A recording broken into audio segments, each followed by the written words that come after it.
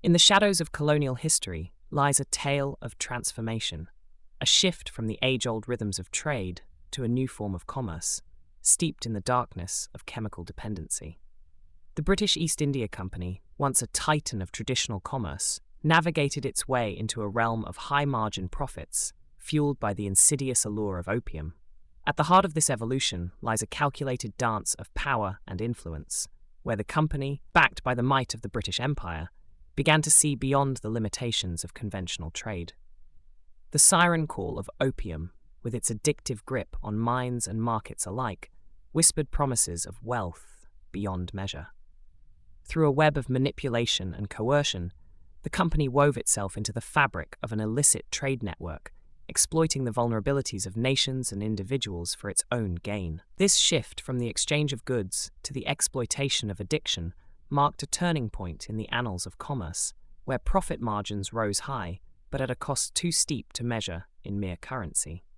The insidious nature of this transformation, cloaked in the guise of economic prosperity, masked a darker truth of exploitation and devastation. Communities ravaged by the ravages of addiction, economies shattered by the weight of dependency, and lives lost to the cruel cycle of profit and power. In this twisted tapestry of commerce and control, the British East India Company stands as a stark reminder of the dangers that lie in the pursuit of wealth at any cost. As we peel back the layers of history, we uncover not just a shift in business models, but a reflection of the human capacity for both creation and destruction, woven together as greed and ambition. The colonial seizure of ports, with their strategic locations and abundant resources, mirrors the modern tech giants' capture of user attention and personal behavioral data. Both actions seek to exert power and control over valuable assets. Just as colonial powers sought to exploit trade routes and resources for economic gain, tech giants aim to monetize user data for profit. The colonial seizure established dominance through physical presence, while tech giants dominate through digital platforms, shaping user behavior and preferences. In both cases, there is a consolidation of power that shapes the reality and experiences of those subject to control. In the shadows of power, there emerges a figure, not a leader by traditional standards, but a stateless technocrat. They navigate the intricate web of global information with a clinical detachment reminiscent of colonial administrators of old. A new breed, shaping the world with algorithms and data points, devoid of borders or allegiances. In the digital realm, this technocrat rises, unfazed by political boundaries. They hold a strange kind of control, unseen yet profoundly influential. Like the colonial administrators of the past, this technocrat wields power with a distant gaze. Their decisions ripple across continents, affecting lives in ways unseen and unfelt. With a click, they can redirect the currents of information, subtly bending the fabric of our digital existence to their will. In this age of information, the stateless technocrat stands as a modern-day enigma. Their rise underscores the shifting nature of power in a world where borders are blurred and influence knows no bounds. In the 1800s, physical addiction held sway over lives.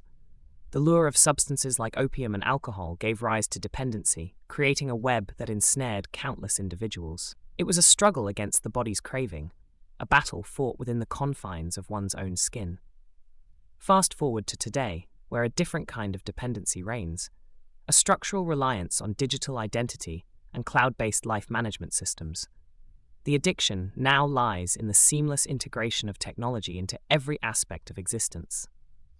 It's a reliance on the cloud to store memories, relationships, and even identities, a fusion of self with the digital realm. While the addictions may differ in nature, the core remains the same, a yearning for escape from the constraints of reality, whether through substances or through the allure of a digital utopia. The 1800s saw bodies enslaved by physical cravings, while today it is the mind that is ensnared by the promises of a connected world. In both cases, the struggle is real, a battle for control, a quest for freedom from the shackles of addiction, whether physical or digital. The past and present are linked by this common thread, weaving a tale of human frailty and the eternal search for liberation. In a world where trade is not just a transaction, but a continuous state of biological and digital engagement, the ethical implications are profound.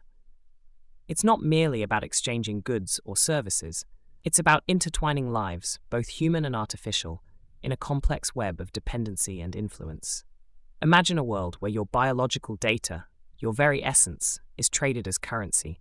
Your genetic code, your health records, your personal preferences, all up for grabs in the digital marketplace. This kind of engagement blurs the lines between ownership and autonomy, raising questions about consent, privacy, and individual sovereignty. On the digital front, the lines between reality and simulation become increasingly blurred. With constant engagement through virtual interfaces, the risk of manipulation and exploitation grows exponentially.